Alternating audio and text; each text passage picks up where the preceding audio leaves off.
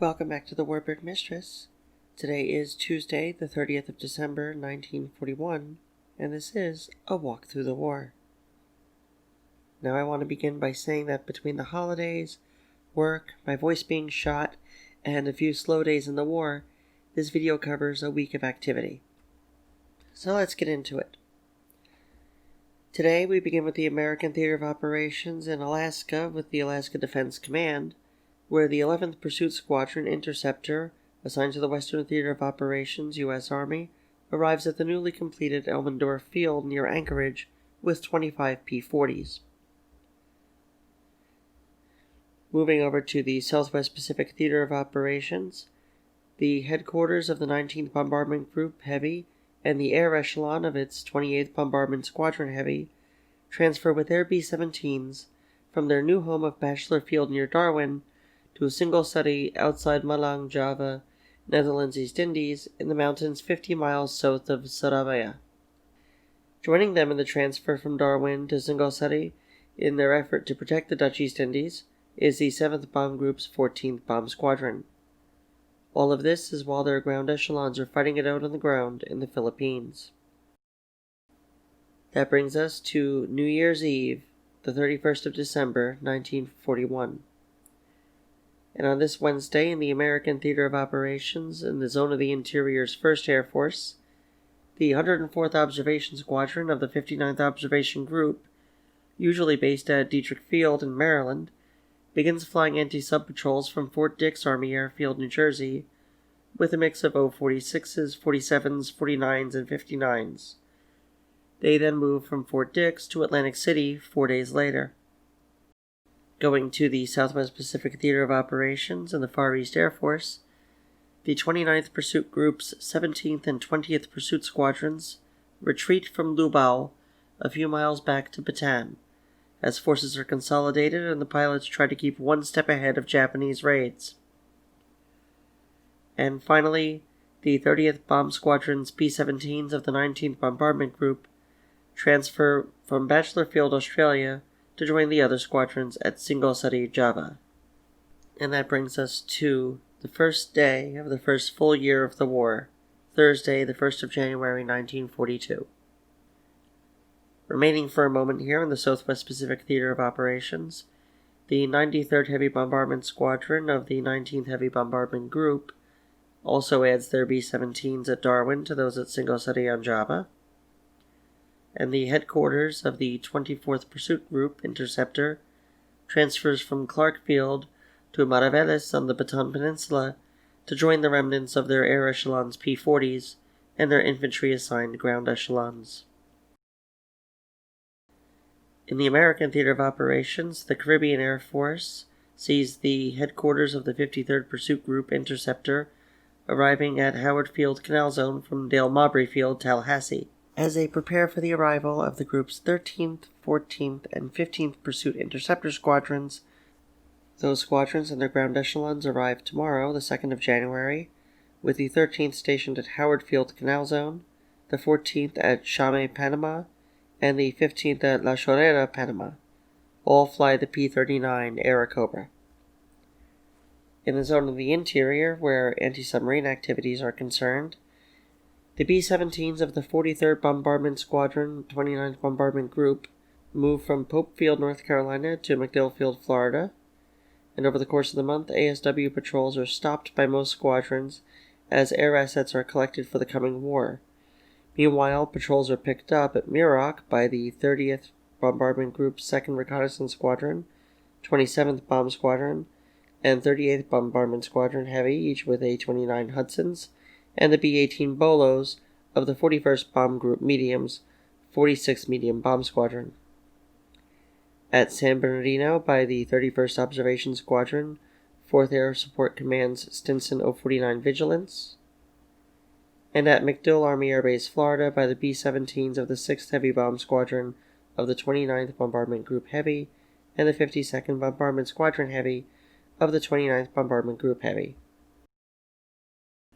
On this day as well, the Declaration of the United Nations is signed. The original 26 members of the Allies include the United States of America, which includes the Philippines, the United Kingdom, as well as her dominions who signed separately, the USSR, the Republic of China, the kingdoms of Belgium, Greece, the Netherlands, Norway, and Yugoslavia, the Grand Duchy of Luxembourg, and the republics of Costa Rica, Cuba, Czechoslovakia, the Dominican Republic, El Salvador, Guatemala, Haiti, Honduras, Nicaragua, Panama, and Poland. Notably missing are Denmark, who has a unique position of tenuous autonomy within the Reich, and France, as the neutral Vichy French state is recognized as a legitimate government by the Allies. No longer is there a collection of governments in exile and Britain standing alone. The Allied powers are now formally at war collectively against the Axis tide. Turning now to Friday the 2nd of January 1942, in the Southwest Pacific Theater of Operations, a sorrowful day occurs in the Commonwealth of the Philippines as the Japanese occupy Manila and Cavite Naval Base. The Japanese Army, Navy, and Air Forces have attacked the city, although it was declared an open city, and now enter it posing as liberators to a crowd of coerced Filipino observers. Once more the Philippines, a Commonwealth of the United States on the brink of independence and responsible government, are under the thumb of an ambitious occupying power. This time it is the Japanese, claiming to bring Asia for the Asians. Instead, they merely bring years of famine, sorrow, and murder. Moving on to Saturday the 3rd of January 1942, it is a diplomatic day in the Southwest Pacific Theater. The Far East Air Force sees President Franklin Roosevelt and Prime Minister Churchill announce the creation of a unified command, led by General Sir Archibald P. Wavell as the Supreme Commander of American, British, Dutch, and Australian, or ABDA, forces in that area. With Wavell as the Supreme Commander, he has responsibility for the American Philippines, the British territories of Burma, India, North Borneo, Lapua Island, the Island Straits, and the protectorates of Sarawak and Brunei, as well as the Dutch East Indies and Australia's northwestern coast, with Australian forces also being responsible for the Dutch East Indian Papuan territories and Timor. Sir Archibald is assisted by Deputy Commander Lieutenant General George Brett and Lieutenant General Henry Ponwall as Chief of Staff. Lieutenant General Hein de Porten of the Koninklijk Nederlands Indisch Leger is the Commander of Land Forces and Direct Commander of Dutch Forces. Air assets are commanded by Air Marshal Sir Richard Pearce. Naval assets are first under the American Admiral Thomas C. Hart's direction until February, when Lieutenant Admiral Conrad Helfrich takes command. Each commander has deputy commander of another nationality with North, East, West, and Central groups for air commands, and Major General T.J. Hutton in British Burma, and Lieutenant General Arthur Percival in Malaya, including Singapore. One deputy that does not believe he is a deputy commander is, of course, General MacArthur. While Terporton is technically commander of land forces, and Major General Ian Playfair is his deputy, MacArthur reports directly to Wavell, when he so desires, it seems. MacArthur will continue to portray himself as the much more important of the commanders, while he is on Corregidor. Wavell, meanwhile, has the natural resources of the Indies and some of the very jewels of the British Empire to defend against the crushing weight of the Japanese offensive, and few resources at his disposal with which to accomplish this feat. And finally, on Sunday, the 4th of January, 1942, action resumes in the Philippines and the Far East Air Force as P-40s of the squadrons based on Bataan Peninsula attempt to intercept a major Japanese Army and Navy bombing raid against the heart of American resistance, the infamous Corregidor Island in Manila Bay. By the time they reach the Japanese bombers, their deadly loads are already tumbling towards the island fortress, and they inflict very little damage to the bombers.